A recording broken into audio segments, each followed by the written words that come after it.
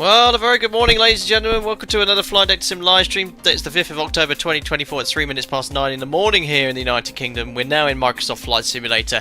For the first ever time on the Flight Deck Sim channel, we are streaming a 737 MAX. I've been waiting, years to have the opportunity to do this. I didn't know who was going to send me one first or release one first. And it was the team at Flight 1 with their iFly, or upcoming iFly 737 MAX, who got in contact with me yesterday and said, would you like a early release candidate version to show off? And I was like, absolutely. Now, I really don't know much, or didn't know much about Flight 1. I understand that they had this aircraft, or have this aircraft in P3D. I did a test sector, not knowing what to expect, and I've been given full permission to discuss my thoughts and opinions. Not a formal review, but I have to say I am very, very impressed with what they've produced here. A lot of the features that you see in the 737 MAX, to reassure you here as well, and I've not been paid a penny by the devs at all to say this, when the PMDG 737 was released, it was very good. The MAX by iFly is ahead of where the PMDG 737 was upon release already. It's really quite impressive with what they've modelled as well. There is some refinement required. For those of you who are new to the channel, I am a Captain Tier E and Tier I on the 737. I've got about 300 hours on the MAX now over the past year and a half, so I am aware of the quirks and qualms with this aircraft. It essentially is just like an NG, but with these Leap 1Bs and a few additional features. These have been very well modelled, and the devs look like they're very receptive to feedback as well. So we're going to do a flight from A to B. We're in London Stansted to Dublin as realistically as possible. I'll point out some differences. I'll point out what's good, what's bad. It flies really, really nicely. That's the main thing. But yeah, it's Stansted to Dublin, a classic sector by Ryanair, and it's a streamer's sector we've flown many times before. But I seem to be able to recall exactly all the information about this route by memory for some reason. But yes, that's what we're going to be doing today. This is the lovely Innie build scenery. We are offline because this is a full test sector today, but I will be streaming this several times over the coming days, and straight away you can see some of the additional features are already modelled. It has a fully modelled air stairs, which is pretty cool. I've got the radome up, the pitot covers on as well, GPU connected. It's fully compatible with GSX already. You can even have the seated passenger option in the cabin. But yeah, it looks like an NG, doesn't it? Because essentially that's what it is. But there is one of the big stark differences between this and the NG. It's the Leap CFM Leap 1B engine, so a much wider diameter fan. This is what it's all about essentially. The efficiency of these engines is incredible. They're absolutely huge.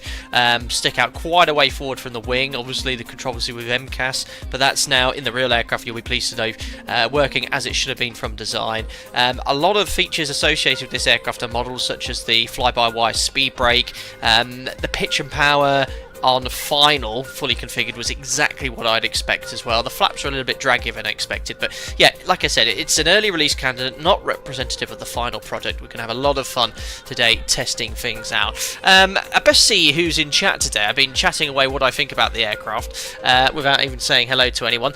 We've got Razin Zaki, who says, finally a 737 MAX on Microsoft Flight Simulator. Yes, it's been ages. I do understand there's been one available in X-Plane for a while, but I've never used it. Mike Olsen's here as well, excited to do a conversion to the MAX. Let's see if it's time to add the wear and tear textures to the PMDG NG. Hopefully we'll get that at some point. Vince Nail is here, Tim Waters, Dynamo Senior as well, Brendan McCreet, very good. Harry here, good morning to you as well. Algorithm says hello. Spike Flies, Joshua C as well. With Carl, this is going to be interesting. Very windy here today in Dublin. I've not actually looked at the weather in full, but we'll take standard block fuel. There is a 737 MAX sim brief profile, I guess, the P3D version. I took standard block fuel on my test sector yesterday, and it worked pretty well, which is good. So yeah, let's jump on into the cockpit. The reason I'm streaming so early is because I'm actually going to a wedding today. My stepbrother's, thankfully, he's getting married quite late today, so we need to leave home until 1. But this will be just the one sector today. So anyway, we had a quick look at the external model, and here we are in the cockpit. You see the radomes popped up. The performance is very good. I think a mixture of Innie build Stansted and the MAX here is sort of slightly eating into my FPS, but en route the performance is excellent. But you'll notice in the cockpit, it's remarkably similar to the NG. It's the same pedestal, same control columns.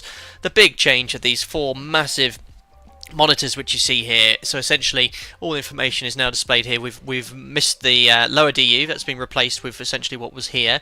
So the order breakers moved to where the lower DU was. There's some MFD system switches and selector switches associated with controlling the screens. The MCP is identical. The logic for the speed brake has changed. The overhead panel, again, very similar.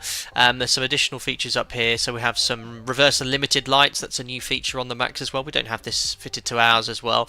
But yeah, look, it's an NG. It doesn't have a PSEU system, has a new main system which monitors the aircraft as well, and an ELT installed here on the overhead panel. I will do some dedicated videos sort of talking into more detail about all the subtle differences between the two aircraft. The sounds on this add-on, by the way, are phenomenal. Really well recorded. The startup sounds, and they've really nailed the CFM LEAP engine sounds.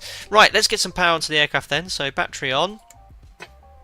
There we are, guards closed, put the GPU on, and it comes alive straight away.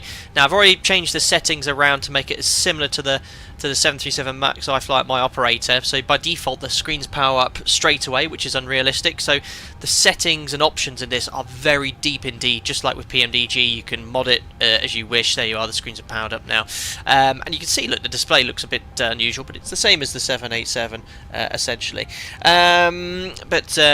We'll pop on the electric hydraulic pumps. Landing gear lever is down. We have 1, 2, 3, 4, 5, 6 green lights, and then we check the aircraft documentation. Let's do the fault and fire tests. So check the squibs. 1, 2, 3, 1, 2, 3.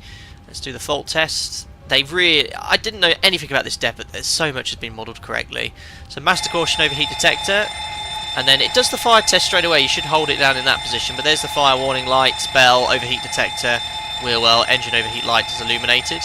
That should go off when you reset that switch straight away, but there we are, it's turned off.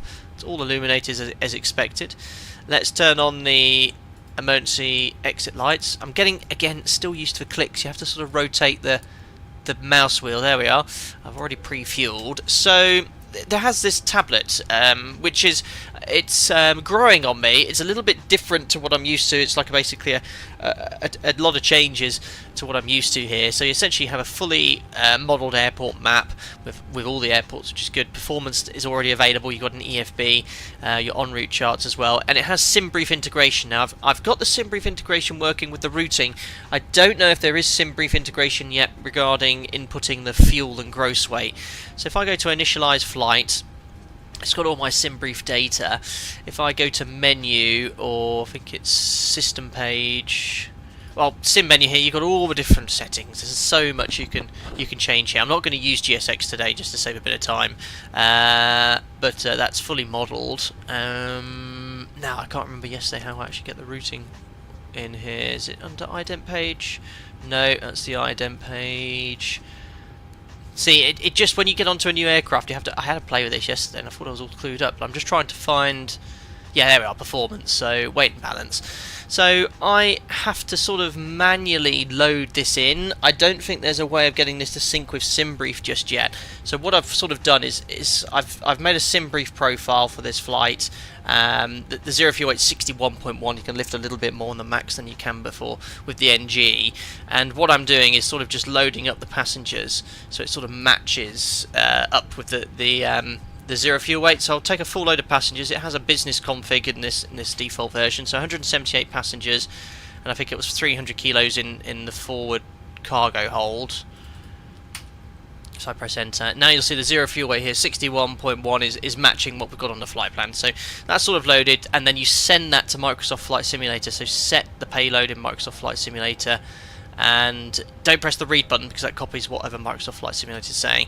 I've got to read the manual in full, but essentially that's the way you get it loaded, and you can see 5 tons of fuel I've already preloaded using this feature too. You can load up the fuel in real time if you wish, but yeah, you can see, look, 4806 required 5 tons on board, so I'm taking minimum block fuel. So fuel and passengers is loaded. We'll use this to calculate our takeoff performance later. I'll do some comparisons in time with the real OPT as well to see how it differs, but we do have the passengers loaded. Seatbelt sign on, test the attend button.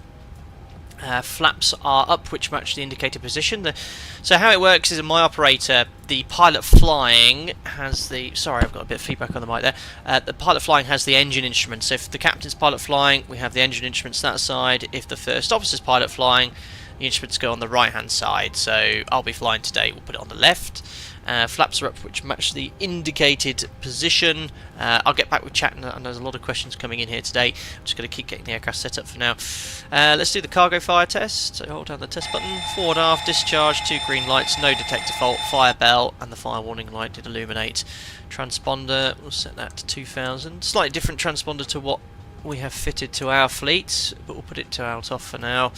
Rudder down on, trim is 3 and 0, gear extension door is closed, nicely modelled. Circuit breakers we check are all in. They are not modelled. There's no voice recorder switch here. Broadband system, well, we'll put that on. Well, it's not modelled. I've never seen that before, but there we are. Flight recorder. Make sure. Yeah, where's that guard? I can't get the guard to close. Ah! Click spot problems. We'll just leave it normal with the guard open, I think. There we are. Now that should be off. That light should be illuminated now, not off. Rack airspeed warning test. Stall warning test. Good. IRS2 nav. I think I've got the alignment on realistic. Yeah, 10 minutes. And we check then the circuit breakers on this side. Ah, look, there's my... So, oh, Jim, right, I've got my flying suit off. Jim, my virtual first officer, has got his shirt off. Brilliant. There we are. And then we'll look through the cabin later. It is fully modelled. Nice cushions for those of you on first class. Right, there we are. So we've done the preliminary flight deck inspection. Haniel, does it support Hoppy A cars? I don't know. I'd be guessing if I'd said yes or no. When is it released? I don't know either. 777 Aviation. I've just been given a beta release copy and a release candidate version. No info on pricing, I'm afraid, or no info on release dates, I'm afraid. Brendan, do an air start because a lot of these Maxes are having in-op APUs at the moment. I've actually dispatched a Max with in-op APU, but I'll just do a normal flight today. We'll look at all the other features in a future stream. With Cole, you woke up to a high winds warning in Dublin today. Excellent, excellent. Vince, for a pre-release, this looks pretty darn good so far. Yeah, the textures and the cockpit quality is excellent. Tom, what happens in the flight deck stays in the flight deck. No, Jim, if he wants to go shirtless, fine. Just keeps himself to himself. Right, let's get the weather. So we'll just go over here to 1013. We'll use Navigraph to fetch the weather. We are offline on that sim stage just for our first ever flight. So Stansted weather. 140 at 9,000 metres visibility, overcast at 3,800. QNH is 1018, so I'll press B to set the QNH. We'll set the MFRA as well, which is going to be 1348. So minimums to... I want it over to Barrow. There we are. What happens if I hold it down? Every aircraft is modelled differently when it comes to 737s. Can't actually get onto the click spot. If I hold it down with my mouse wheel. Oh yeah, that sets much quicker than the real one, but I like the fact you can do it in the sim quickly. So MFRA, I just happen to know is 1348 in Stansted. Don't ask how I know. Oh, it's a bit fiddly. 7, 8. Perfect. We'll have airports on for when the alignment's complete as well. Lighting. I've not done any flying at night, but I think the lighting is going to be pretty good. Let's go to FMC. So I did update the AirAC yesterday, so it has the latest one installed. It's fully synced with Navigraph's database, so that's valid until October this year, or end of the month. We are in Stansted, so Echo Golf Sierra Sierra. It has the brand new FMC update as well with the VNAV button, so you don't have... Only the older NGs have the climb, cruise and descent page. This now has the VNAV page modelled, which is brilliant to see. Only the Max... only the Zebos has that. Put our coordinates in, route, and if I press flight plan request, it'll fetch it from SimBrief, which just saves a little bit of time there. Who said something about the bonnet? Can you show the outside quickly? Said Lanza. Right, yes, absolutely. So we best actually get the airstairs retracted. I don't know how that works with GSX, but there's the radome opened. The quality's really, really nice. I've got my pitot covers still on. I'll remove those in a second. GPU's connected. Fuel truck as well. Very nice. Drinking water, potable water, and there's the water and waste. Don't get those muddled up. Yeah, and there's the blended shark. Looking very, very nice yeah, the quality, the external model is fantastic. Looks really good. Someone commented, I think, that they didn't like it. I thought the external model looks really, really good. Anyway, yeah, it's looking great. All the proportions look right. It looks bang on. Good. Route uplink ready. Loading. There we are. That's loaded. Call sign today is going to be Alpaca. What did I say? 7.3 mic X-ray. No prizes for trying to see where that came from. You just have to select the departure. So runway 22. It's going to be the Utava 1 Romeo. I'm expecting 10 left, landing easterly in Dublin, which is unusual. So ILS 10 left, Bagzo 3 Romeo via IFBAP. Oh, it's like, I know. Activate, execute.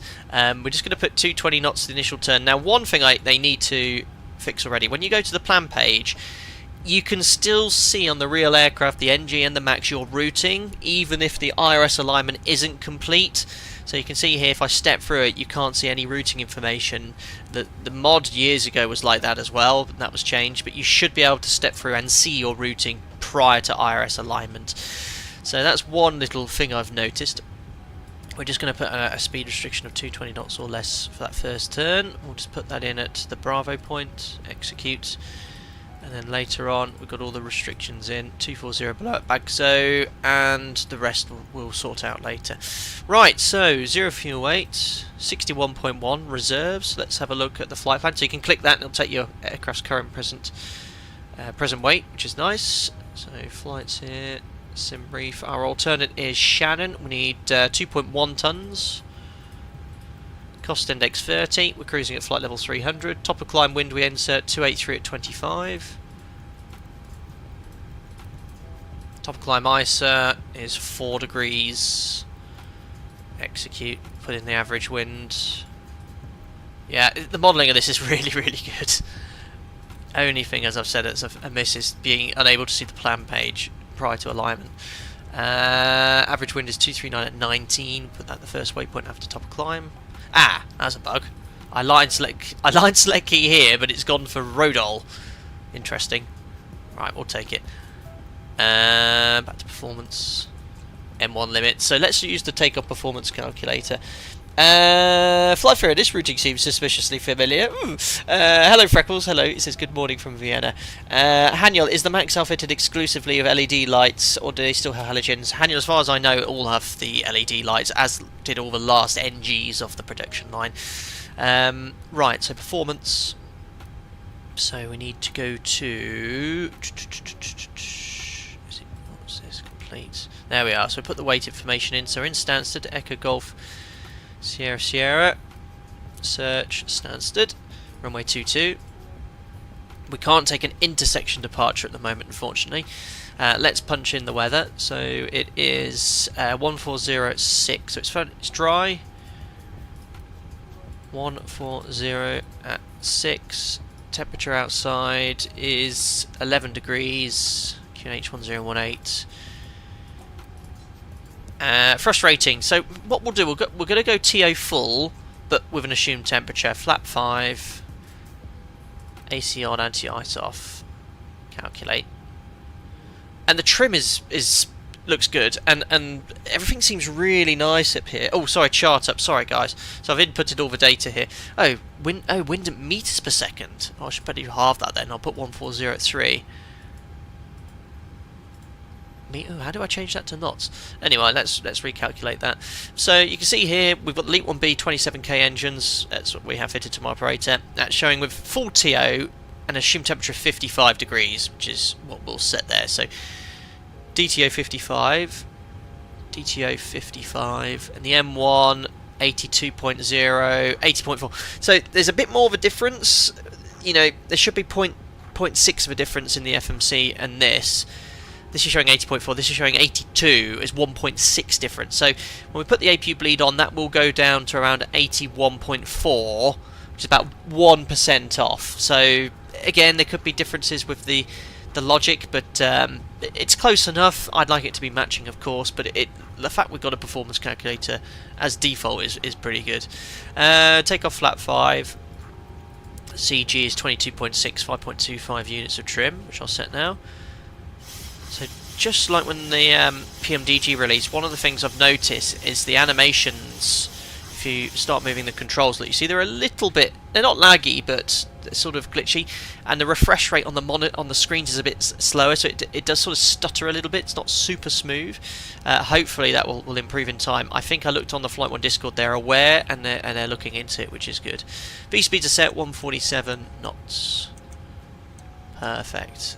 So performance is done, trim is set 29, 31, 43. So yeah, even the V speeds differ quite a bit from here to what the FMC is predicting.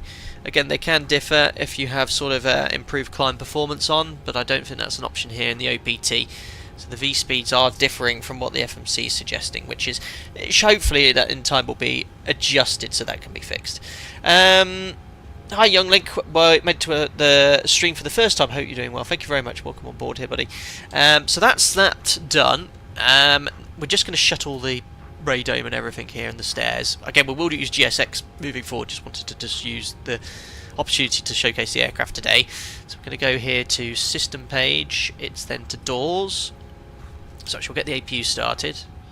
Sounds of the APU startup are very good as well.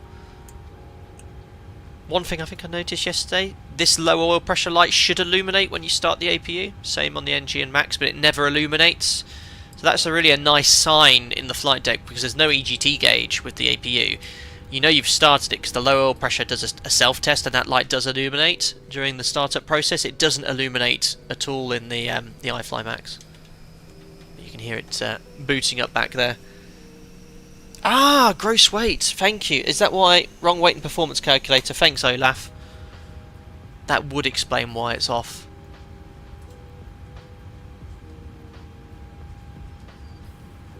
So why is that not translated across? What? Ah, so I think that's a bug.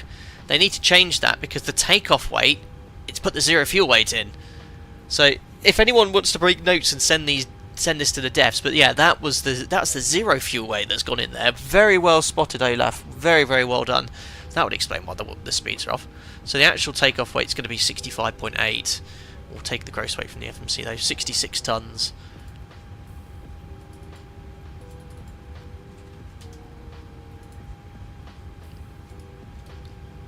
$36, 37, 47.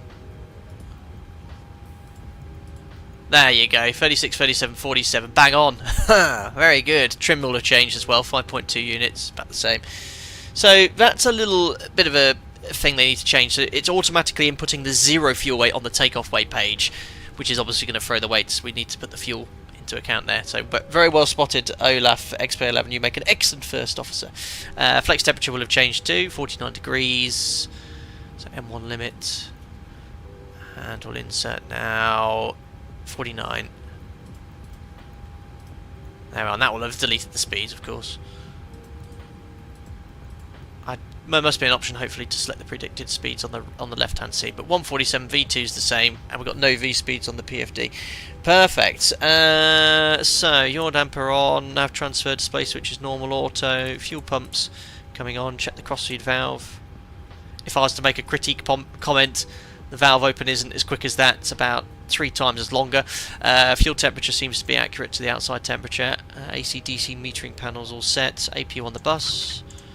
There we are. Window heat we can pop on. Probes off. Anti-ice off. Just the air stairs extended, which will retract in a second. Packs auto. Usually have to wait 2 minutes for the APU bleed after the APU's been running, but we'll pop it on now. There you go, you hear the air conditioning, dual bleed lights illuminated. Cruising at 30,000 feet, 250 is the land out. Lighting set. Yes, so rotate the mouse wheel for flight directors on. The Utava 1 Romeo will climb at 4,000 feet. Runway heading, here's 222. There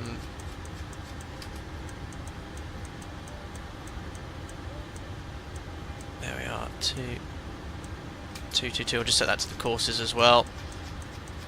Oh no, I'm going to have to use better pushback for the pushback though, aren't I? Can you do better pushback without loading passengers? I think you can, can't you? There we are. Just before I do anything out, now we've got the ground power, sorry, the APU on the bus. Well, let's just disconnect everything here. So system page. So closed. Next page. Retract the air stairs. So Does that do it straight away? There you go, look. The animation's bang on as well. I wouldn't know that.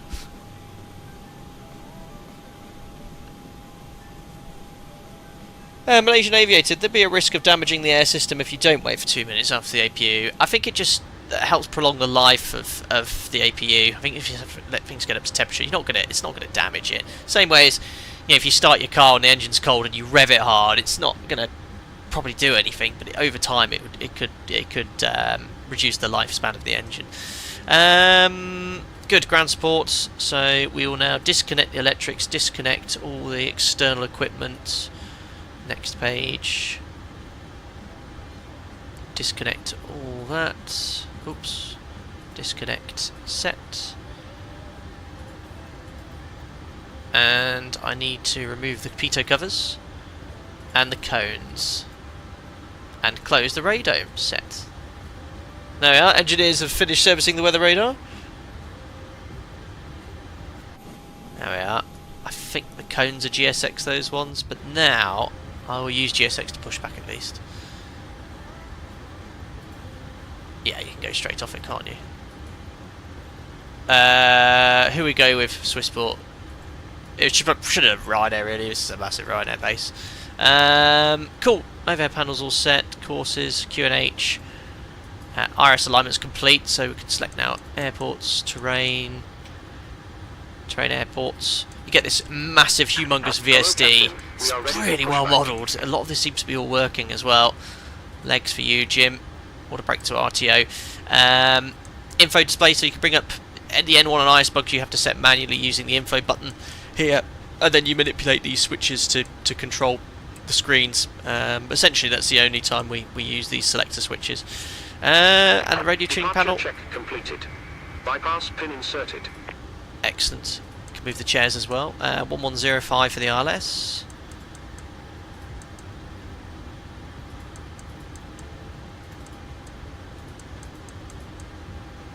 And we'll put the Barkway VOR on standby.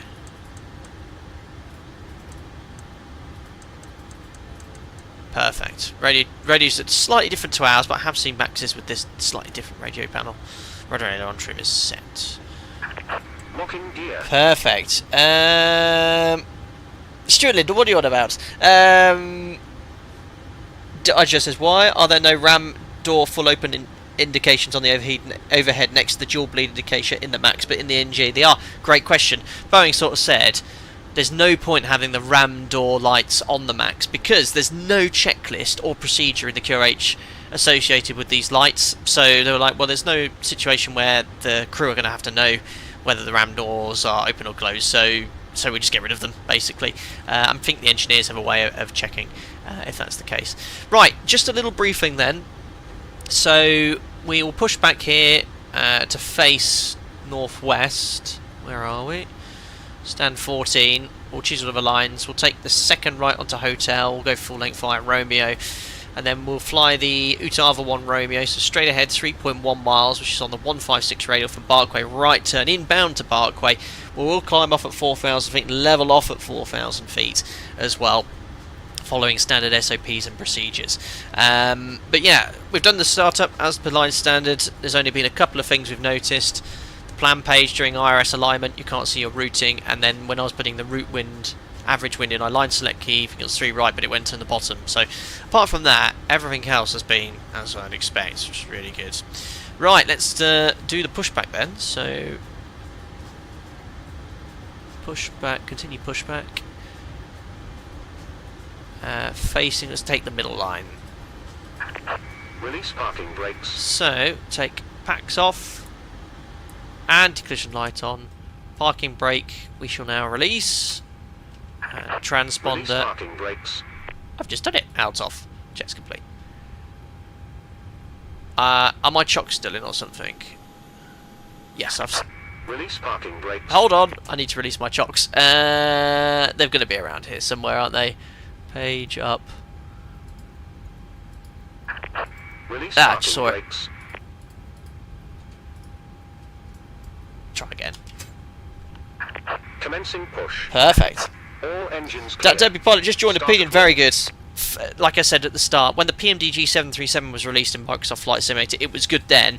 This is ahead of where the NG was PMDG on release already. The PMDG 737 is really good now.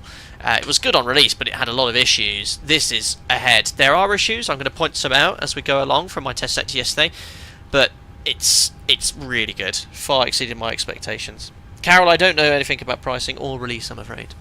Right, you ready for the engine start then? So the LEAPS uses something called bowed rotor motoring.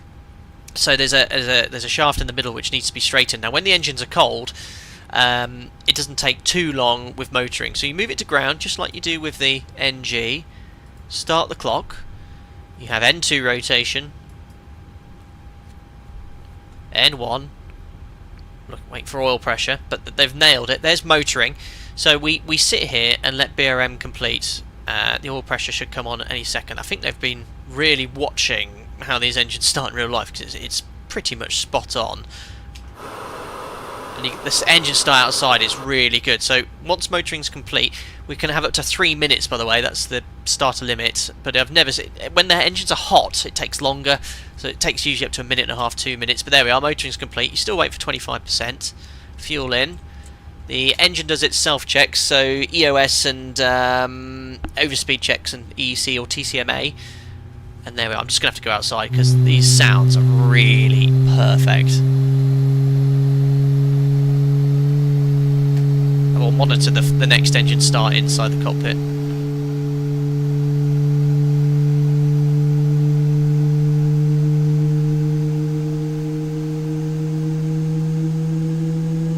Absolute perfection. And then you get this little howl right at the end. Set parking brakes. Wait for it. Hear it. Perfect. It's absolutely perfection. Brilliant. And you get this, hear that sound in the cockpit? It's spot on. Starting engine number 1 and setting the parking brake. Oh. Waiting your confirmation for good engine start. And they've exactly stabilised, a little bit higher than the NG, so 2573. So 20%, around 500 degrees, 70% N2, fuel flow 300. It's exactly the same as the real max. This is perfect. It's absolutely perfect.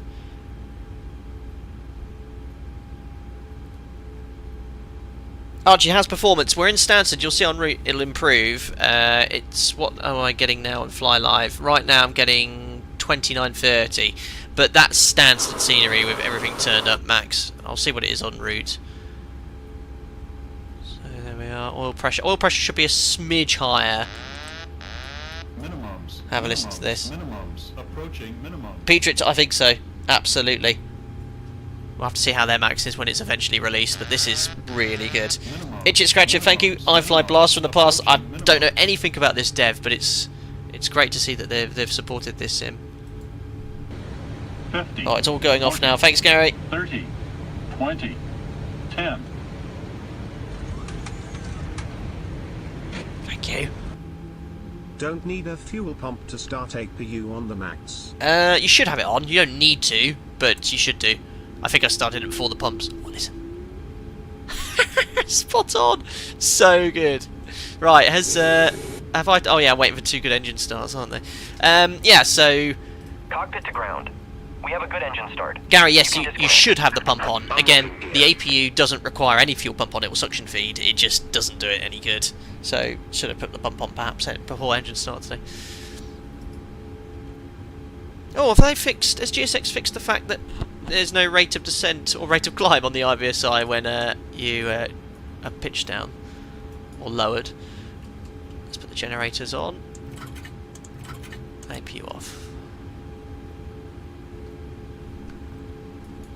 So we blank there's no lower DE here, but we still press engine to get rid of the expanded engine display. Just wait until the bypass pin has been collected. Watch your head on the nose cone insert. Oh, he's just lost his head. Tow truck disconnected. Bypass pin removed. Yeah, but it is high fidelity. Clear. It really is.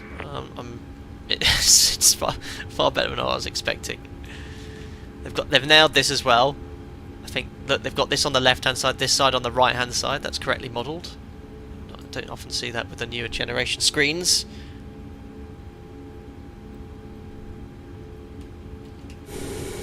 Is he showing the pin? Have I missed it? I think he's going all the way over there to show the pin, maybe. Or not. But bye. We'll do the before taxi flow. Right, generators on, APU off, start switches, probes, anti-ice off, air conditioning, packs auto off, flaps to 5. Oh, there he is with the pin. Check flight controls. Most importantly, the rudder, for everyone that watched my Concourse stream yesterday, had a little bit of a runway excursion as my rudder stopped working.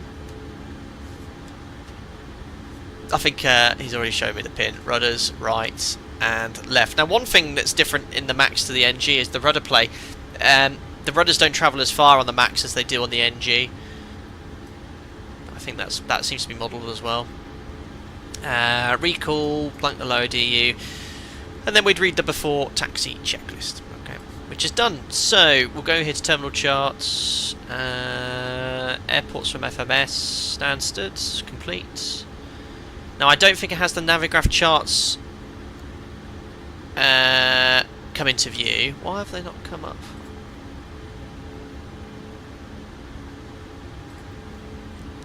That's probably something I've done here, but you can get the airport map up here, which is pretty good. And we can use this to progressively monitor our taxi. I don't know how to zoom in though. Again, do excuse my lack of playing around with this, but there you go, you can have the taxi charts up here, which is pretty cool. Right, imagine we've requested taxi, and the first thing you'll notice with the problems on this aircraft is and I think this is a limitation in Microsoft Flight Simulator. Watch the spool up time here. It should be just as slow as the CFM. So if I go 40%, it's instant.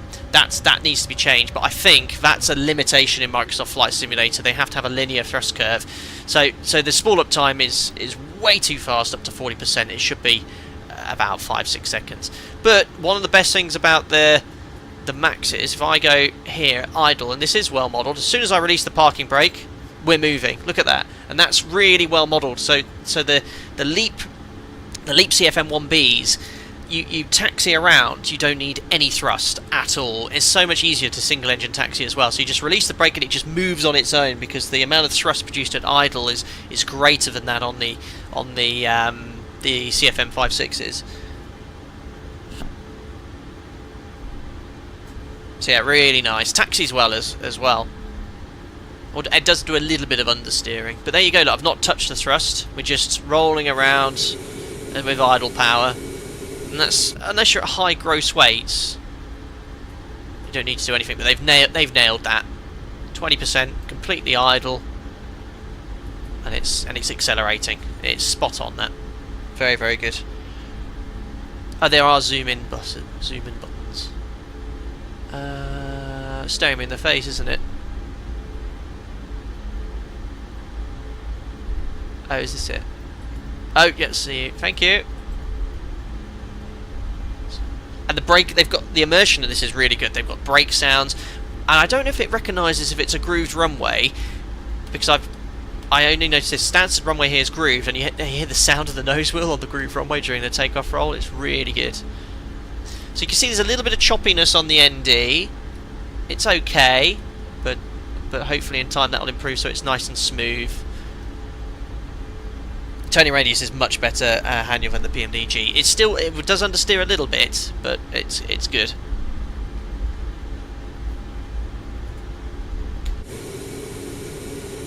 Awesome. Great to see so many people watching as well at this unusual time. Thank you very much for popping in. If you're enjoying the stream, don't forget to like the video as well. There will be a lot more Max content coming out with this aircraft. I'm looking forward to providing feedback to the devs and improving on this as well, because this is phenomenal. There are problems. We'll discuss some of them en route, but it flies nicely. That's the main thing. And VNAV's a bit funky. I think it's a bit too slippy clean. It is slippy anyway, and a bit too draggy with flaps, but we'll discuss that later en route. Awesome. Let's do the before takeoff checklist again. Just tapping the brakes gently. They're carbon brakes, so you don't want to ever just continuously brake with these. You just want to do light, occasional brakes. Same technique on the NG really. Right, so config. They spool up very quickly. That's checked. Flaps, we have 5 green light, stab trim set for departure 5.2 units, and the takeoff briefing. So we've got the Pax Auto bleeds on, V-speed set for departure, 36, 37, 47 set on the MCP. The departure is the Utava 1 Romeo, straight ahead 3.1 miles, right turn inbound to Parkway, climbing to 4,000 feet. Any problems will climb straight ahead to 3,000 feet. That's reviewed, cabin secure. There we are, checklist complete.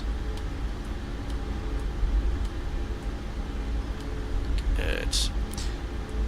So one of the things that I need to know if they can do it in the settings is, I'll just get to the whole point here, when you set takeoff thrust, it still recognises the movement on your peripheral, so it can adjust your N1, which is the same as the real aircraft to be fair, but I'd like the option, I don't know if it's possible to be able to disable what the auto throttle position is on your peripheral so it doesn't update, because when I change this you've got to match the thrust levers exactly, it's quite tricky to do.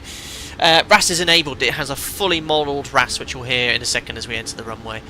Right, so imagine we've got our takeoff clearance, lights on, strobes, auto throttle LNAV,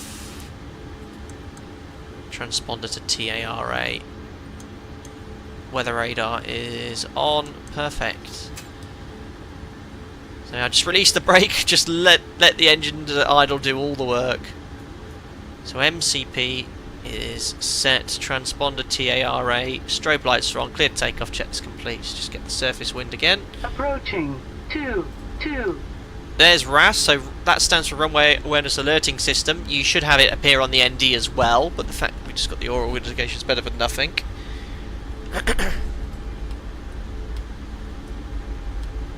Yeah, it taxis nicely. It's still a bit Microsoft Flight Sim taxi-ish, but it's... Can you hear that? Listen to the runway. Listen. Hear the grooved... On runway 2. Can you hear that? Can you hear that nose wheel on the groove runway? Let me just stop. Listen. Did you hear that? That very, very cool. Anyway, thank you, Kanye XL8, member 737 maxing, absolutely.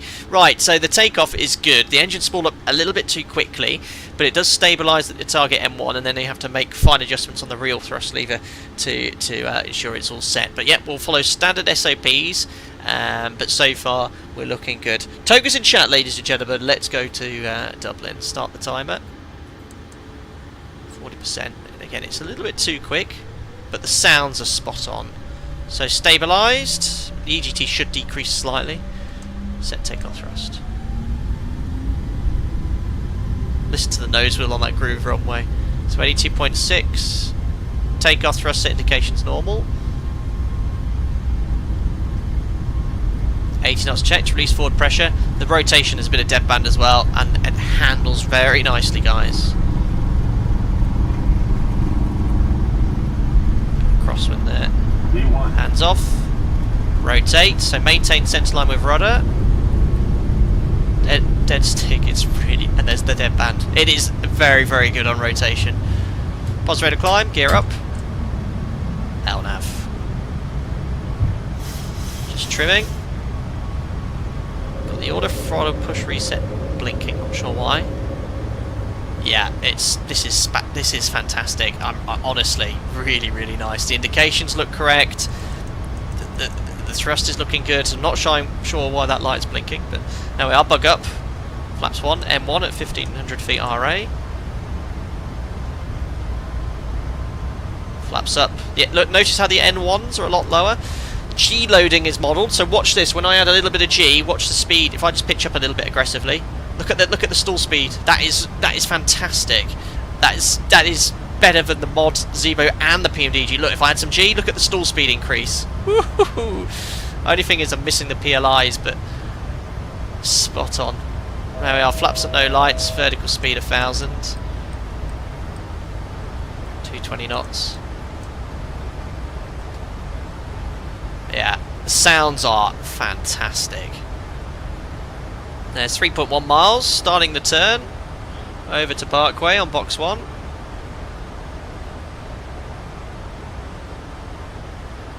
We've got a max, guys. We've got a darn good max. That's really, really good. PLI's pitch limit indicator, Marcus. It's the attitude at which stick shaker occurs. It should have probably popped up there. Now the only thing now, being a bit critical, is that shouldn't be as high, I don't think. 180 knots here. I mean, I'm pulling a little bit of G, but about 1.1 G, it seems to be a bit too high. So this is a very gentle turn, and it's saying I'm going to stall at 175. That would be a lot lower. This shouldn't be in view at the up speed. So there we are, out hold. We'll just get the turn complete. It's just overshot the turn slightly. There we are. So once the wings are level, we'll re-engage the autopilot. Just make sure we're in trim. But the target M1 is usually about 7% lower than the NG for most phases. So usually I'd be setting about, obviously it's accelerating here to 220. When it stabilises, the M1 should be around 50-52%. But they've nailed that. The pitch and power seems really, really good. Just apart from when flaps are extended later. Right, there we are. Command A. And we'll now do the after takeoff checklist. So don't put the gear off, otherwise you'll put the gear down. Auto brakes are off, start switch is off.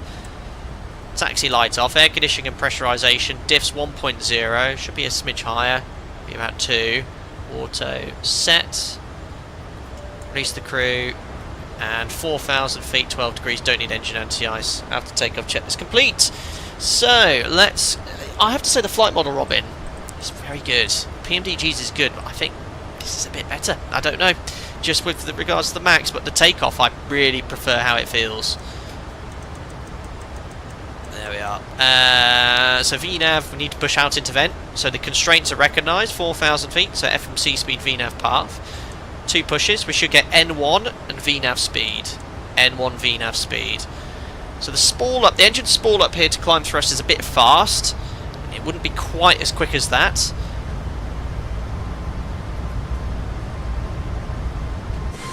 That engine sound is really good.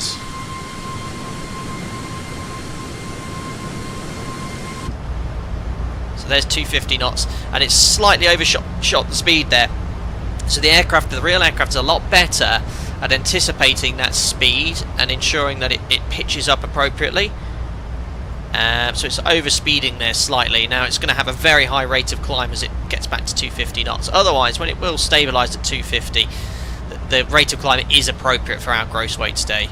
We don't have a huge amount of passengers. The aircraft has lots of performance at low altitude, but at high altitude the performance is actually worse than the NG. Don't forget to set standards. Now, as an experiment, as a test, we're going to leave this very high rate of climb, because I just want to see how it levels off. Aircraft seems to be complete. What is missing? Very little. It's just refinement, basically, which is why it's a release candidate. So again, we'd usually use vertical speed to slow the rate of climb, but it's navigating really accurately on the magenta line. 1 to go. Let's just watch the level off here. So outer quiet, FMC speeds. So outer quiet is engaged appropriately. The auto throttle's going to reduce. It shouldn't deviate too far from 250 knots. Yeah, so slight overshoot here. See how it's overshot by about 100 feet? The real aircraft wouldn't let you do that. It'll level off perfectly at 90, so a little bit of refinement needed there just to make sure it levels off. But you know, it's a desktop simulator. There's limitations. Not bad, but it should be nailing that exactly. And was I in outer quiet still? Yeah, if I was in outer quiet, then VS should be engaging like that. That's correct. And it's at the present. So you can see it's actually descending, because that was what our descent was. So 300 VNAV. Again, the spool up a little bit too fast for the auto throttle. There we are. Nico, does it have route 2? Yep, it does. By the looks of it anyway. So again, look, because it's added the thrust too quickly, it's oversped slightly, so it shouldn't have gone above 250 knots. But let's see what happens when we get to 100. There we are. So now it's going to pitch for the econ climb speed. It shouldn't have overshot 250 though. It should have nailed it. For those of you who are wondering, the ETA, we'll take some shortcuts, but it'll be around 9:40 Zulu, so in about 45-50 minutes.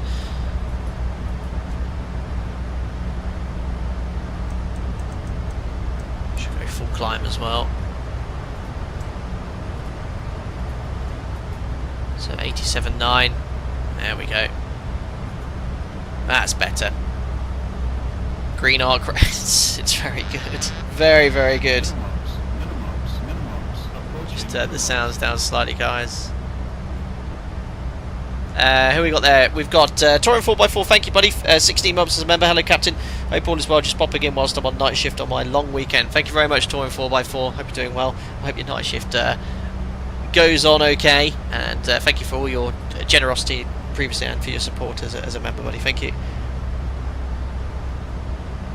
Nico, I've seen in the Flight 1 server that something such as cold soak fuel frost and other icing will come with later date. Not confirmed, but someone said that. That'd be really awesome as well. Clay under seal, can you check out the headphone simulation? How do I do that? Is that under the settings? But you can see the performance now is really good. Now we're away from Stansted, the scenery. It's what's FlyLive saying? 42 FPS, and I'm using DX12, DirectX 12, which devs told me to use. But yeah, this is really, really good, guys. Turns nicely, the lateral routing's really, really well modelled. Look how it doesn't deviate from the flight director. So many add-ons, I see the flight director go off on a curveball and then the autopilot runs off. Minor point, I think the flight director bar should be a little bit thicker. They're very thin, these pink lines, they're a little bit thicker. But watch what happens when we roll left. The flight director bar is going to command a left turn, and watch the autopilot. It's really doing a fantastic job in following those flight directors accurately. Rate of climb's appropriate for the speed with this aircraft. It looks good. Look at it now, this turn as well. 0.1 right, we'll let them off for that. So watch the turn left. Watch how the flight director commands that turn, and the autopilot is not deviating from it. That's really nice to see. Look at that. That's absolute. I've not seen even the mod model this as well. Look at that. See how the flight director is commanding it, and that autopilot is not going outside that white square. This is excellent. Really, really good. That's fantastic. No flight director lag at all. The autopilot's absolutely nailing it. Really cool. Right, headphone settings. Where's this?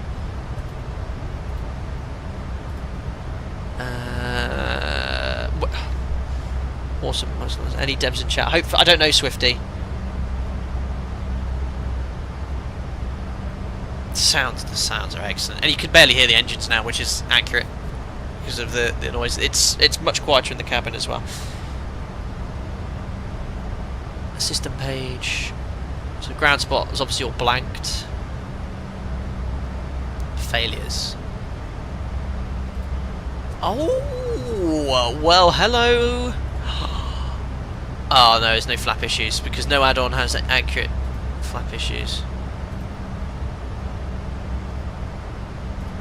I'm just having a play, guys. Let me fail something.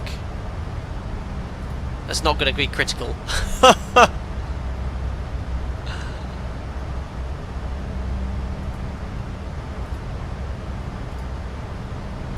Master caution, air conditioning, auto fail checklist, move to alternate. Auto fail light stays illuminated. Oh, got to go to manual and pressurize. I should think that light should have extinguished. But it's got the fact it's got faults modelled is pretty good. I'll have to have a play with this, won't we, on future streams? 50, 40, door plug. 30. Whoops. 20, 2 plus 10, thank you for your donation, sir. Very kind. Now if only a servo could allow for accurate WX radar simulation, seeing that the aircraft devs are doing such a great job. Yeah, absolutely. Gesturing okay. Thank you very much. Man gesturing, okay. Thanks, B2 plus 10 for your donation, very kind. Yes, we need an ability to actually depict weather in all simulators, really, not just Microsoft Flight Simulator, X-Plane. I know X-Plane are in the process of updating their weather radar system, which I'm looking forward to trying, but yes, that would be good. Thank you very much for your donation. Will, can it simulate MCAS failure? So yeah, the MCAS failure, which happened historically on the Max, won't happen again because of the way that the logic's been changed. So it works as intended. So it would probably be modelled now as a runaway stabiliser or something along those lines, which the NG also could suffer from, but they're incredibly unlikely. But yeah, I don't think the faults that happened previously, nor would I want to recreate those either. Thank you, V2 plus 10. Nico, no, it looks like the circuit breakers aren't modelled, but I think that's asking a lot. You need 10 years like Flight Factory have done to model all those circuit breakers. T5 Unity, why does the Max have a circle finger on the yoke instead of the 3? It's because it wasn't being used, and in fact there was a little light in here which used to illuminate the numbers, which was all deactivated by operator because I think there was once a fire or it burnt out or something and caused smoke. So we never used them on the NG. I never used them either as a monomic. So on the Max they just capped it off.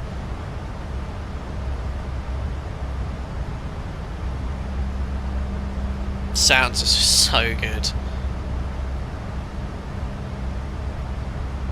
One thing that's modelled well is the new speed brake system on the Max. The speed brake system is a fly-by-wire system. It feels very different to use as well because it's not mechanical. It's connected to a computer, so it's much lighter. So when I first used this on the real aircraft, I was a bit like, oh, that's light. And one of the things that the Max has is something called LAM, Landing Attitude Modifier. Now, because of where the engines are, it naturally sort of wants to have a level attitude on approach. So what happens is, if you arm the speed brake, or I think that's the requirement for it to activate, the LAM will basically extend speed brake as required, completely automatically. The speed brake lever doesn't move, but it'll make speed brake inputs to ensure that we have a positive nose attitude on landing, so we land on the mains first and not the nose gear. But there's other features with the speed brake system as well, so EDS, emergency descent speed brake, so if you have a rapid depressurization extended speed brake, it recognises that and it'll extend the speed brakes further to ensure that you descend quicker. I've seen it in the level DSIM, it descends incredibly fast as opposed to the NG. MLA, I'm trying to remember all the acronyms now. Load alleviation as well, which was on the older 700 NG. Yeah, and all of this is modelled, it's in the manual, which is good. Yeah, sorry, headphone simulation, that's what we were looking for. Where is it? I wouldn't know, we'll be looking all day, I think. Failures. So that's just my sim brief. Ground support. If someone can find out where it is, because we'll be staring at it for ages, so we'll have a play. I want to go. We'll leave that high rate of climb. There's no traffic above, and we'll level off at flight level 300. So it's Coventry Airport. There's East Midlands Airport down there. I don't have the scenery installed, so if we're sort of flying overhead, Nottingham area, Derby, Leicester. Try clicking the headphone jacks. Really? No. Click spot on panel. Panel style, I think. Oh, if anyone can find that click spot, let me know and we'll try it out. They are flight level 300. Oh no, VNAV. Levelled off very nicely. Guys, really impressed. Really impressed. And I'm not saying that because I've been given early access. In fact, I'll quote exactly what I was told. Okay. Please be aware that the aircraft is in early access. While it's not available for formal review, you are fully welcome to give opinions, observations, and provide feedback in your videos or even during live streams. There you go, and that's what I'm doing. Which I've always done. It's in the panel style section on the EFB. Okay. But yeah, I mean, EFB, if you go to system page here, panel styles, and you can, it's just like with the NG, the PMDG NG, you can change everything, like all the different logics. I spent 20 minutes yesterday going through all of this to match as close as possible, well, as close as possible, so it's identical to our aircraft as well.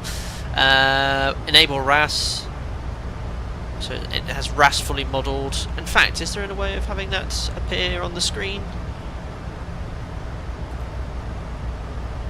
Yeah, approaching runway alerts. Yeah, so the information should appear on the ND with that, but that's fully modelled. Miscellaneous. Ooh, didn't see any of this. Next page.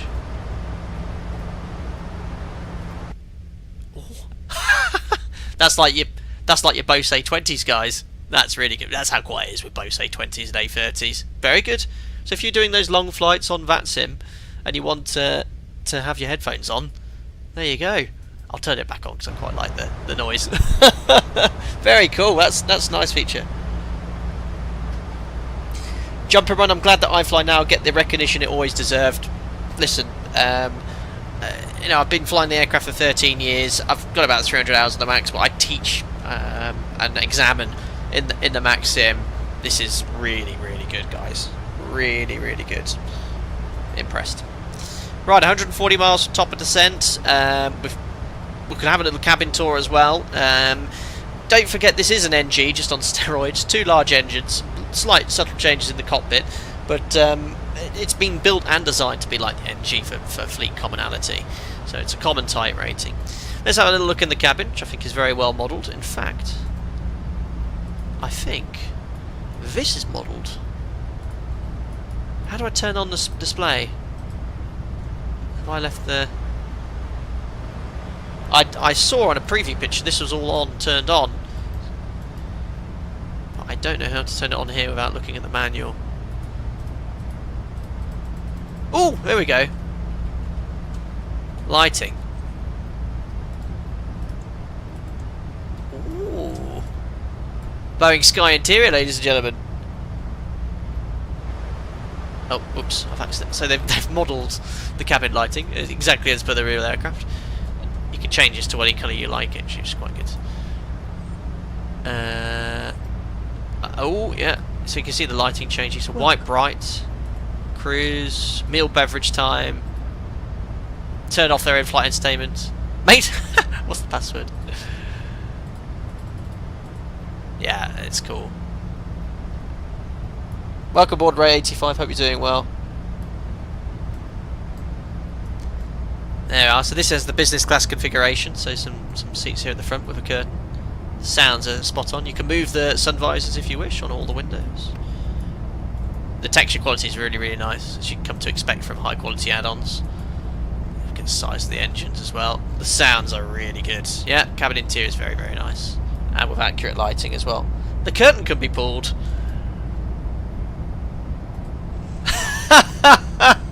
You guys sold yet? Yes, so business class can be separated from the rest of us. Oh, very good, very, very good. Yeah, the engine looks so very, very good. Check out the toilets. Uh oh, you know it's good quality aircraft when the toilets are modelled. Have a look in the front galley as well.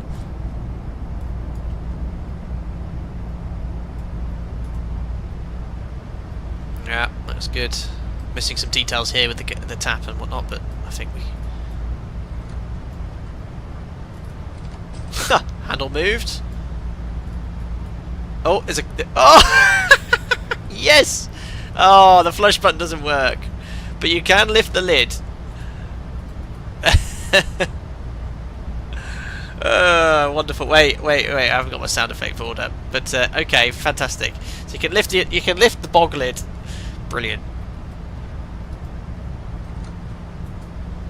You can't move this. Right, I just want to see the rear cabin. That's fantastic. I love this. Anything else? Too much toilet paper in there. 0 out of 10. Brilliant. Tray tables. Nah, I think... Oh no, I was about to say, I'm surely they're not all that. Oh, okay. So you can extend as many tray tables as you so need. Oh, wow. Okay. And it's very FPS friendly. You can open the overhead bins. Oh, well, guys, we can do the security checks. Amazing. Oh dear. Overhead bins. Anything else you guys want to tell me? I hope we're turning. We have a slightly different cabin layout, but yeah, very, very nice.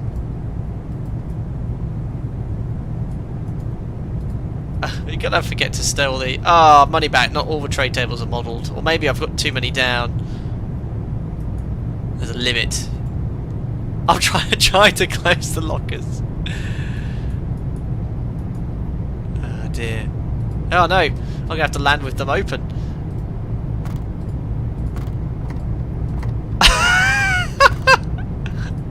There we go. Brilliant. Does the coffee machine work? No, I could do with one. Very well. Very nice touches. Very nice touches.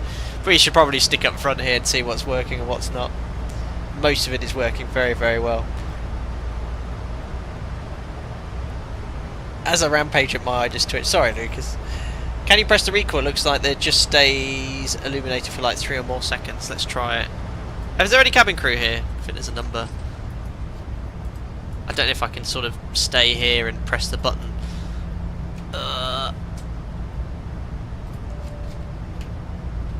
No, they're not illuminating.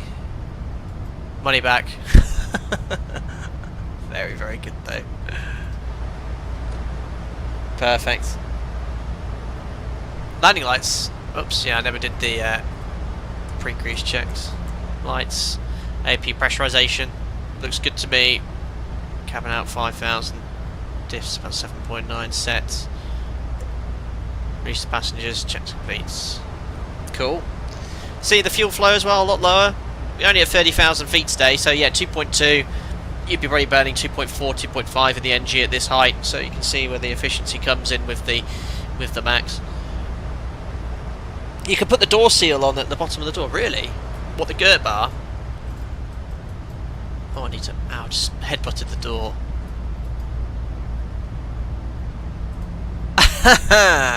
You can arm the slides. What happens if you open the door with the slides armed? Very, very, very good. But arm the slides.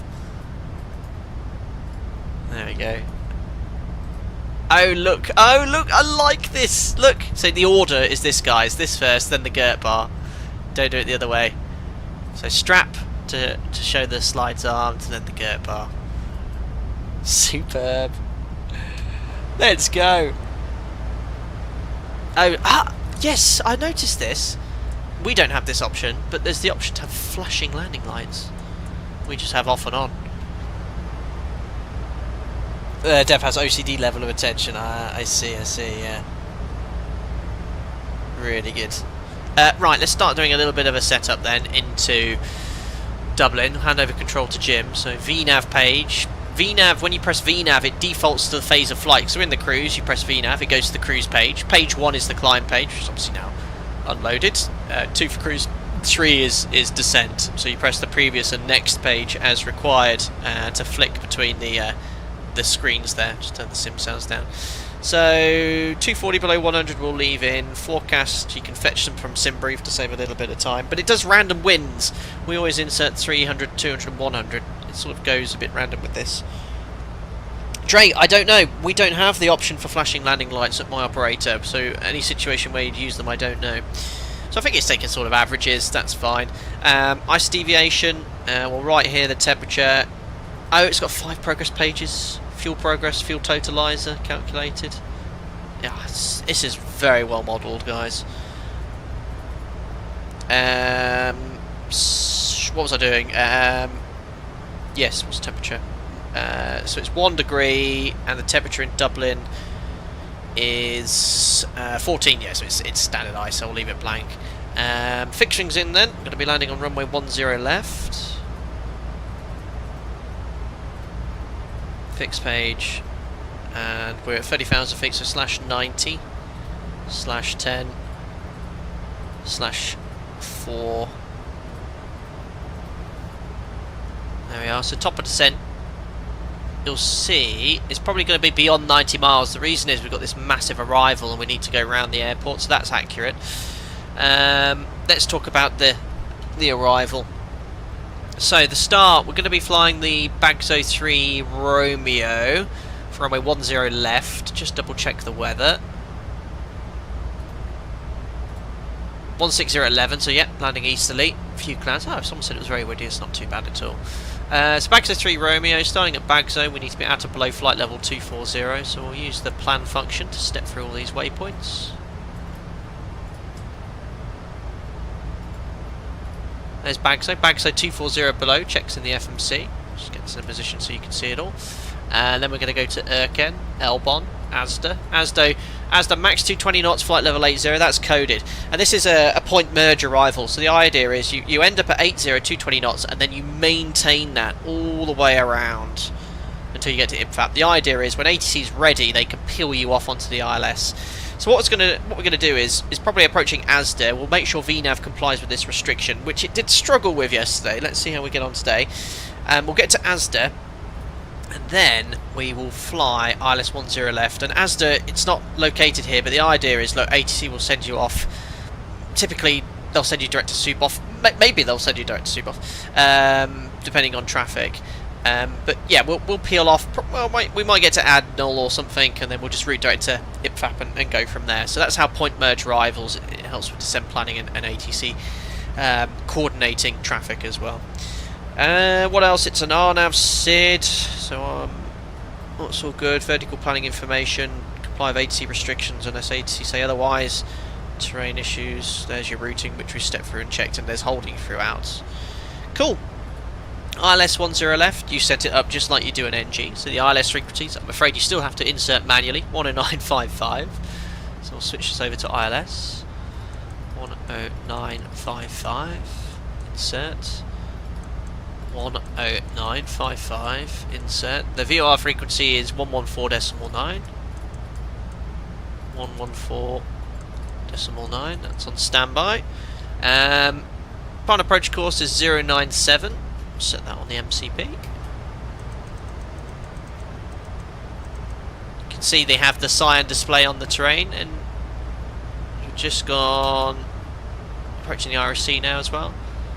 So you can sort of see the display, it does lag a little bit. It does lag a little. 097. Display otherwise looks pretty good. There we go.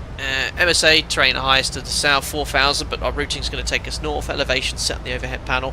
Minimums for the Cat 1 ILS of the Category C aircraft is 505 feet, so we'll set 505 now. RNAV, integrated approach navigation approach, Greaser. On another sector, I'm just going to do a standard ILS today. I don't know if integrated approach navigation's modelled. I've never flown one or taught it because we don't have that equipment on our aircraft. Essentially, you arm the approach mode on a non-precision approach, but I don't know anything about the logic or how it works. But yeah, we'll do some non-precision approach. You know what, should we do a localizer only approach today? See how it works with VNAV. Just test the logic, can't we? I think we might do a localizer only. We can use the ILS chart and the FMC as an overlay. Well, yeah, you know what? Let's try it. Let's do it. We're going to do a localizer only, so we'll set the minimums for the localizer 690. We add 40 feet to this, so 730 feet, which I'll set now. This will be a good test of VNAV. Because I did an ILS yesterday, and the ILS was fine. 730.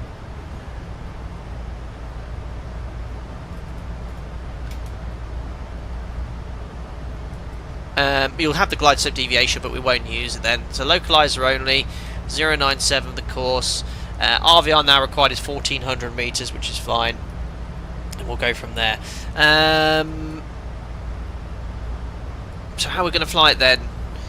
Flap 1 on base, flap 5 thereafter, gear down flap 15 at 4 miles. The final approach fix will treat as Ibiza or Ebeza, so 2 miles before that. We'll set 800 feet on the MCP, VNAV path, open the speed window, call out the final approach fix, we'll then descend on the glide path 3 degrees. Does that actually show the path? Sorry, didn't have the chart, guys. Yeah, this is something PNDG need to catch up with. So the glide path modelled 3 degrees down to the runway point. Set the mist approach altitude 1,000 feet above ground level, so 1,200 feet will set the mist, and that's to climb straight ahead to 3,000 feet.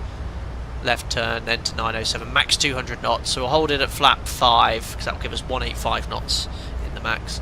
That's it. So we've done our additional briefing required for non-precision approaches. Let's look at the landing performance.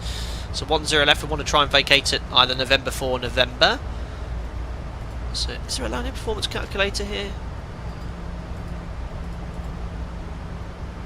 Show landing, there is. Brilliant. So Echo India Delta Whiskey.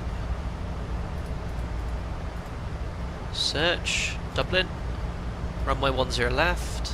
Dry. It's in meters per second, so that's the only thing that's different to what I'm used to.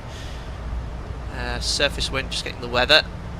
It was 160.11, so it's about 160.5.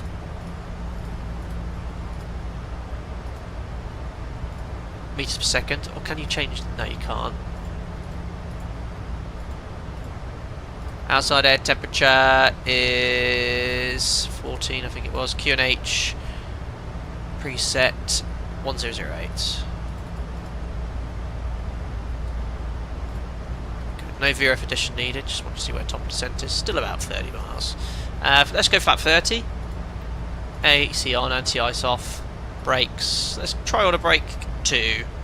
VRF add 5. Calculate. So, well, the limit weights are quite high, a bit higher than ours. Now, what landing? How do you change your landing weight? Is that based off the actual landing weight? Limit 69.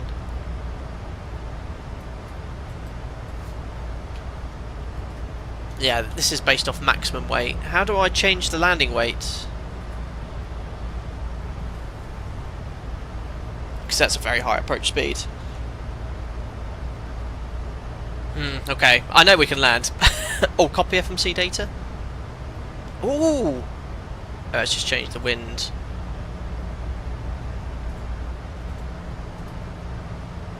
No, still using the maximum weights. Yeah, so, there should be an entry to put your landing weight in here. Show en route. Ah, thank you. I was on dispatch. Oh my goodness me. Thanks, guys. I was on the. Oh, look at this non-normal landing. My apologies. I was on en route. So dispatch is what you do pre-flight. Thanks, guys. Well, it's going to be a headwind. I'll leave that at 0. Non-normal, none. Complete. Calculate. That's better. Actual weight though I need to put in. Oh, it's actually calculated. Current landing weight 64.1, landing 63.5. That's better. So landing distance required 2,100, 3,000 available. We actually have a really neat all-in op reversers. Well, it won't make any difference on a dry runway bubblegum. We'll see if it does. If I put all op 2133, if I now press calculate.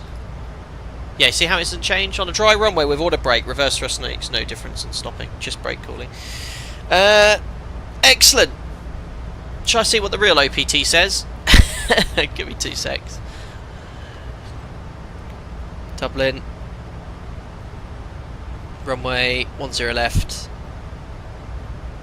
And I'm just putting this in the real OPT, see how it compares.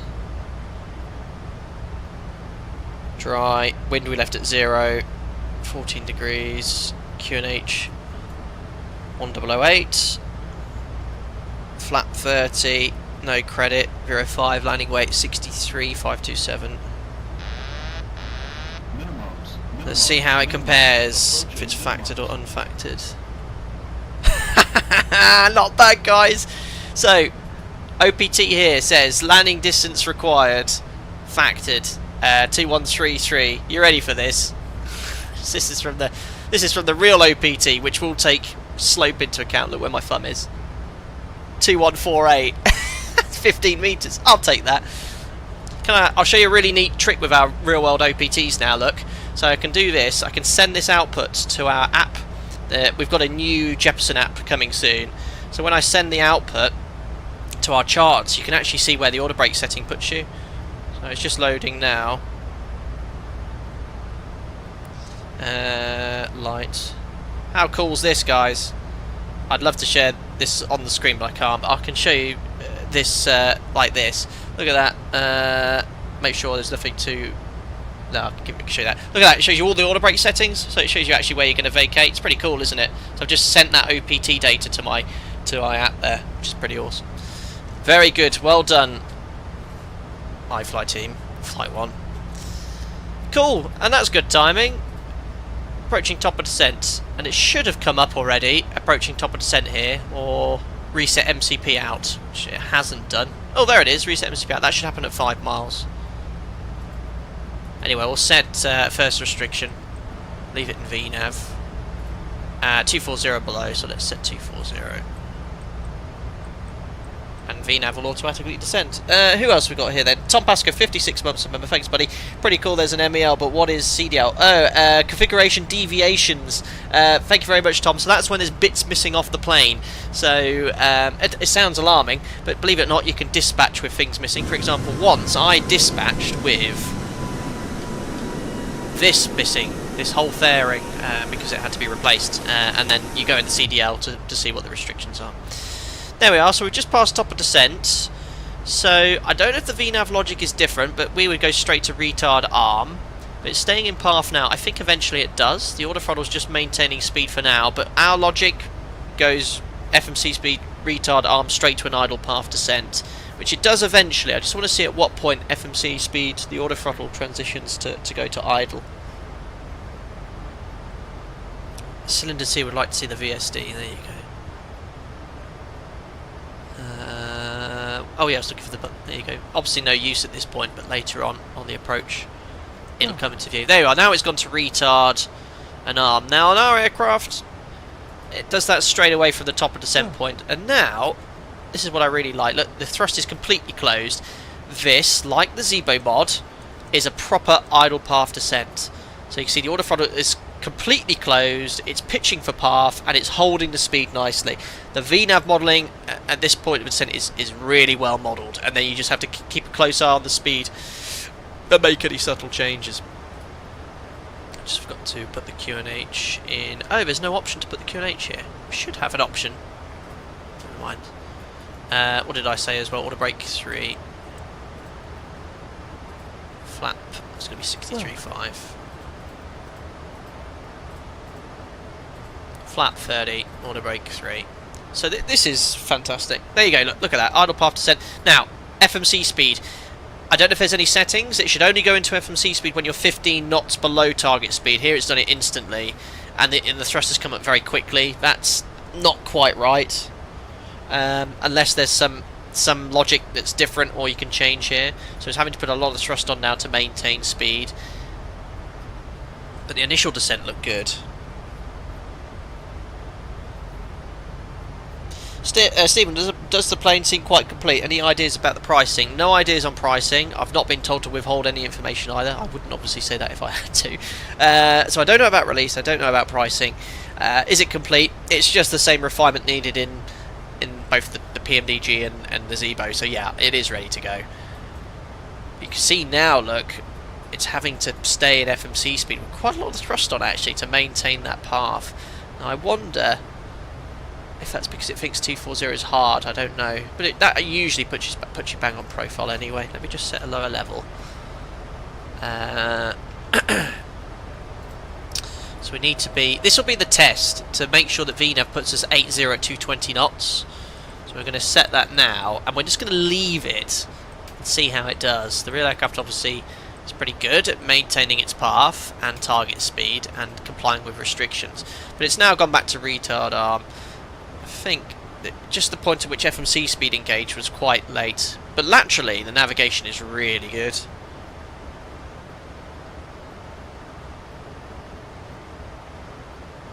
Nico, can we see the MFD info? Yep. There you go. So you can use this to manipulate the M1 and IS bugs. That's the only time we'd ever use it in my operator. So you press select and then you... That worked earlier. Why is it not letting me change it? Not sure. Not working, I'm afraid. It worked earlier. Welcome.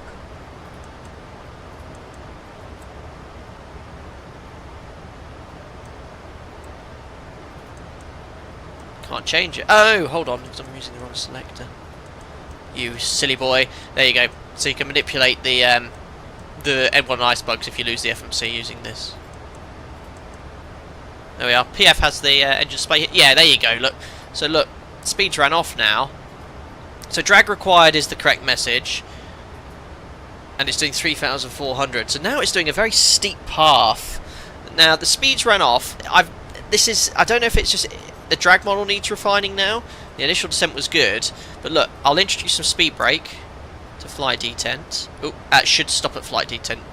Don't go beyond up in flight, whatever you do. Or flight detent. And the speed brake it just makes the plane shake a bit. So it should be holding 280 knots really. I'll update the FMC. So I noticed that yesterday. The speeds ran off, so that needs to be looked at. It's a little bit too slippy, or the path is too steep.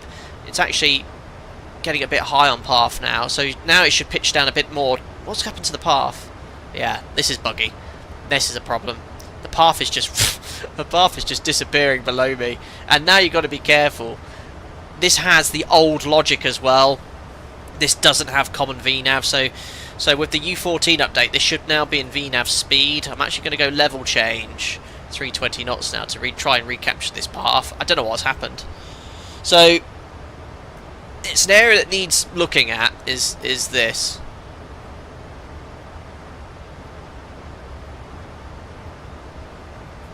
But we're completely idle, level change, accelerating. That's an appropriate rate of set, but look at the path. It's running away. This is to be 8-0 at ASDA, so this is... It's just got a bit funny. That was after updating it. But the path is... Look, unusually, I'm doing 4,000 feet per minute, 320 knots. This isn't right. This is based off a 280 knot descent, and the path is running away from me. That isn't right. That needs looking at. So look, it's really good. But VNav here in descent, that's not correct. I'm descending at 3,320 knots speed brake out, and the path is running away. So it went from being perfectly on profile, 240 below. I've got a funny feeling it misinterpreted that restriction at Bagso. Yeah, we'll do Scott. Now the path's coming back. Okay. Very, very quickly. Required vertical speed has changed as well. Wow, that path is zooming on back. Now if I bug 220 knots now, because that's coming up to the speed restriction. Now the pitch up to get to that 220 knots is very good. Some add-ons are a little bit aggressive, but that pitching up is very nice. Just pitching up to get to 220. Yeah, Tom, you're right. We're almost back on path now to make that restriction at ASDA. Look, 220 knots, flight level 80. And now it's sort of paralleling the path, which is correct because I've pitched up to slow down. And this is another area, okay. I've gone VS 2000, speed brake out. It should slow down a little bit quicker. It is slippy, but not at this speed with speed brake. Just gonna have to get that speed back below 250 knots. But we've bust this restriction here. We haven't made as the flight level 80 at 220. Impossible to now achieve.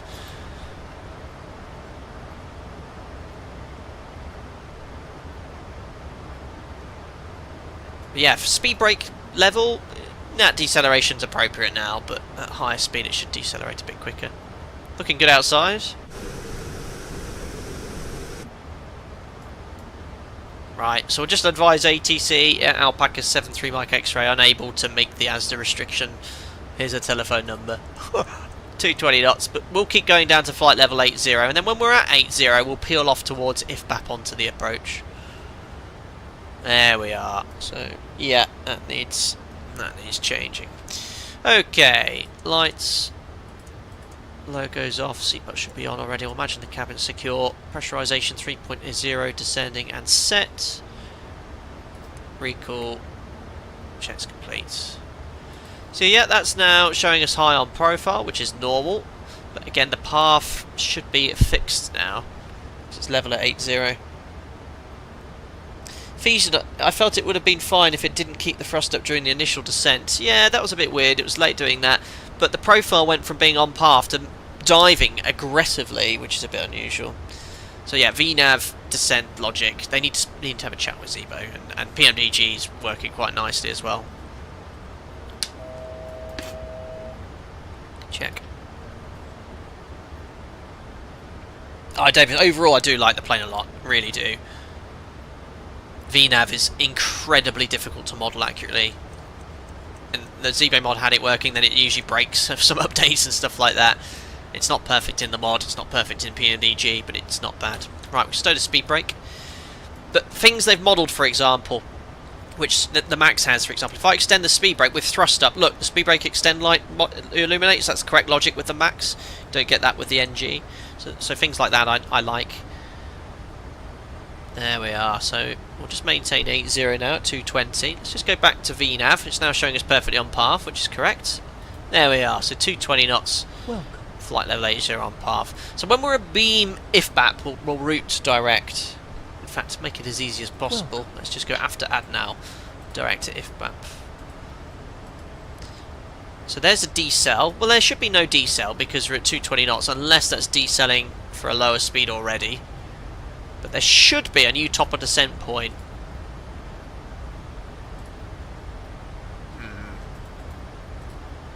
Oh yeah, that's bugged. I put a level in and it's saying execute, but there's no cruise.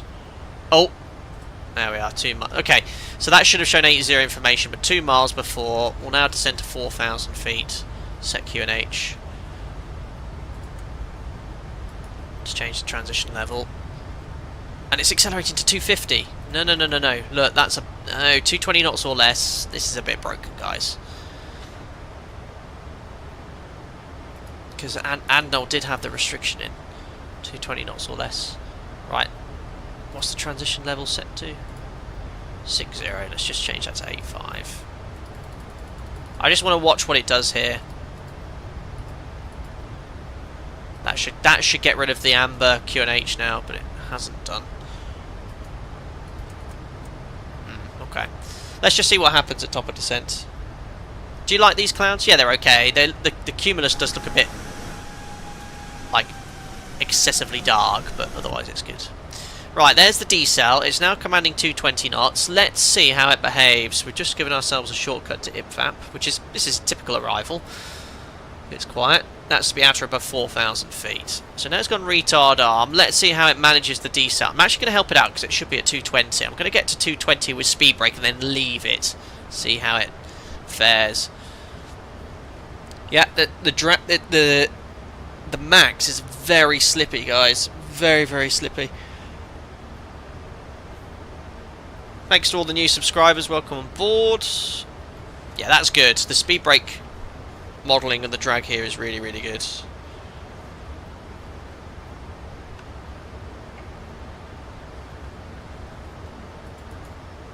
Yeah, that's better. VNav's sort of behaving a bit better. 23 miles to run. We're at a good height. We're going to fly the localizer only. So now we're on speed. So it shouldn't go FMC speed. It shouldn't go FMC speed. Should be still an idle path. Unless they've got, sorry, a geometric. It might be in FMC speed. So there's different logics with FMCs, and if you've got the geometric path option, it doesn't do idle path descents on approach. So this is probably actually correct. FMC speed and maintaining the speed now. Welcome on board, Davis Ebbett, and all the new subscribers as well. Watch VS in the FMC see if it throws off the VNav calc. So that's the target vertical speed between the 2 points with geometric path. This is looking better now. Let's get on to final. We're going to select flap 1, and I'll let you guys now know there's too much drag with flap 1 and flap 5, because when you're descending, yesterday when I was on the ILS descending, I went flap 5 and the speed went all the way back to the flap 5 speed instantly. It's so slippy, this plane. Typically with flap 5 on a 3-degree ILS with idle thrust, it'll hold the speed. It even accelerates if there's any tailwind. There's too much drag with flap at the moment. But with flap 30 gear down, perfect. So it's just with the initial flap settings.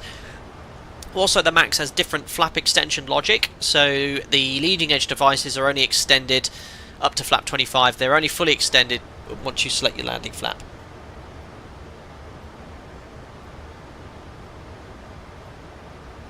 If you can't make restrictions, the birdie, you'd advise ATC and say, look, unable to make the restriction. And usually I've had that before, and it's their fault because they've held you high because of traffic. And they just go, yeah, no problem. Just let them know as soon as possible. Right, approach checklist. So frequencies are set, fixed rings are in for the correct runway. 10 left, 10 and 4. We're not doing a replay today. We've got the idents, India November Delta Lima. FMC speeds engaged now. Approach. And courses are set, checks complete. So arm Vorlock. Localizer capture, runway heading 097 set. The autopilot on this is excellent. I mean, look at the logic with the flight directors. So, if I go flap 1 now, open the speed window, match speed. Speed brake is stowed. And you can see here, it's a smidge low on path, but that's okay. Flap 5. And there's too much drag. So if I go vertical speed and force it down at 1,000 feet per minute, or 1,200, I'm just going to add some thrust, disconnect the auto throttle, add some thrust. So I'm just going to hold the speed manually. So set the next altitude down, 3,000 feet. So if I go idle with flap 5 at 1,200 feet per minute, it should hold the speed perfectly. Look how the speed's coming back. So it's just a little bit too much drag with flap 5. In the real aircraft, the speed would be stagnant or be running away. So that's something that I noted. Right, so we're going to fly this as localizer only, remember. So approaching descent, 800 feet, VNAV path speed into vent, and re-engage the auto throttle. So a little bit too much drag with landing flap. Boeing King, why does it say le flaps? Is le flaps a French word? It stands for leading edge. Leading edge, not le. Of course, a stonk of a crosswind here at the moment, 35 knots. So this is a localizer only approach. So far, so good.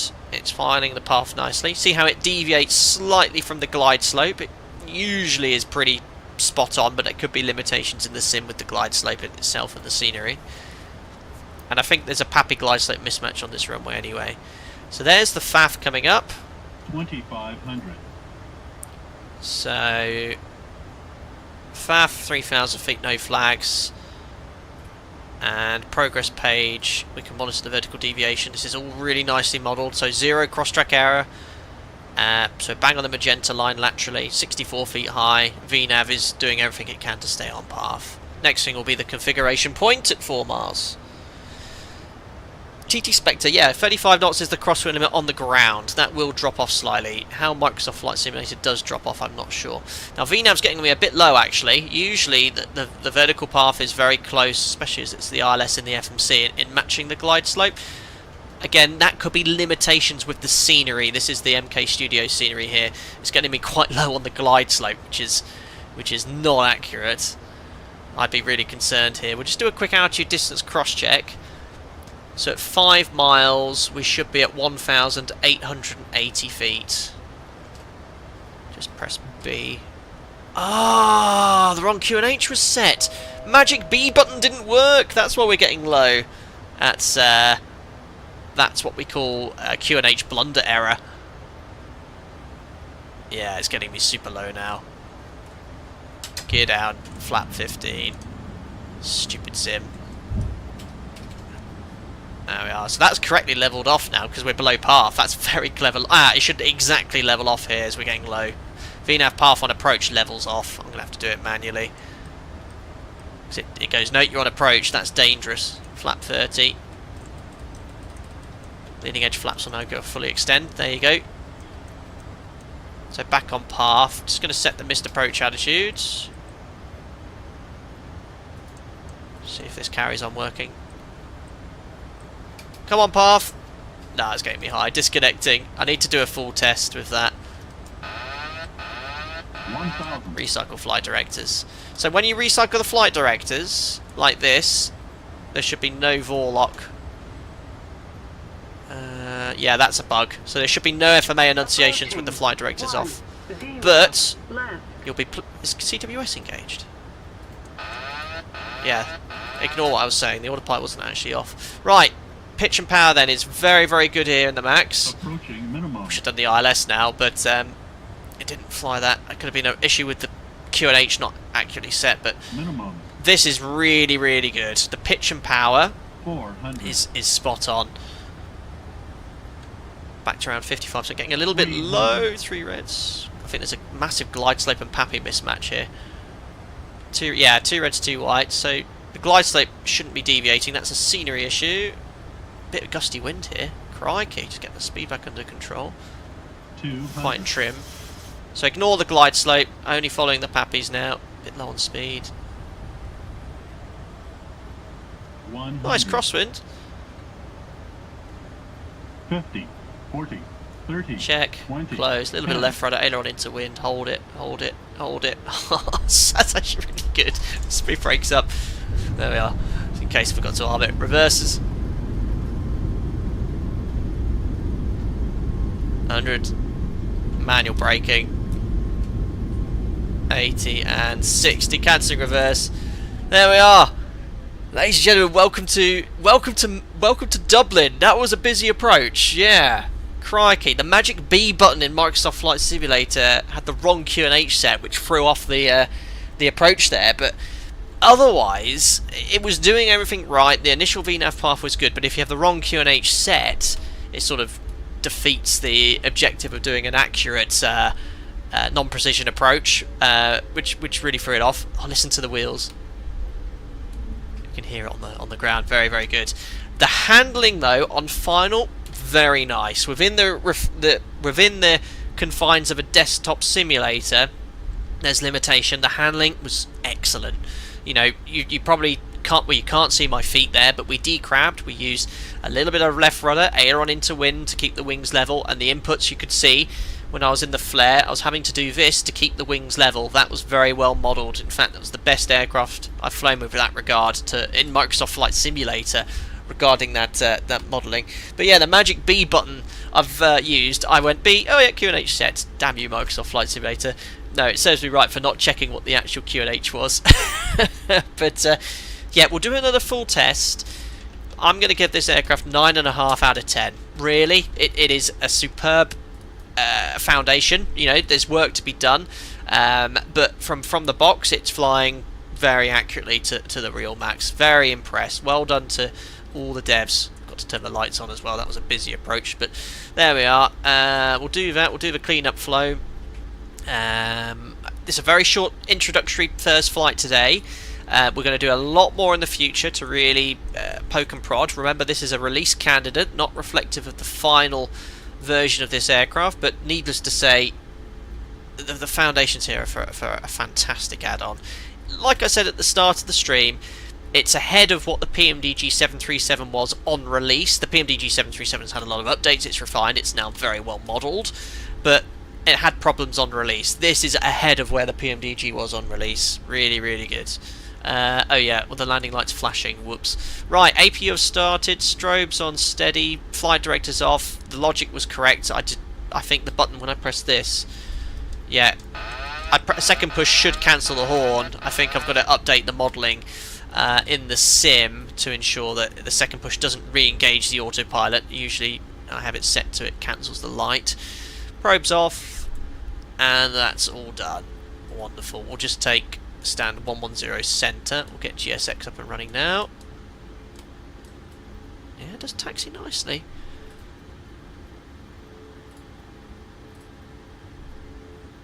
There we are. No. And let's have Swissport. All stuff spawning on stand. It's saying wait. What's that saying? Self-maneuvering. Oh, self-maneuvering. So self-test. Oh, you should probably stop when it's doing all these tests. There we are. We've got some guidance on now.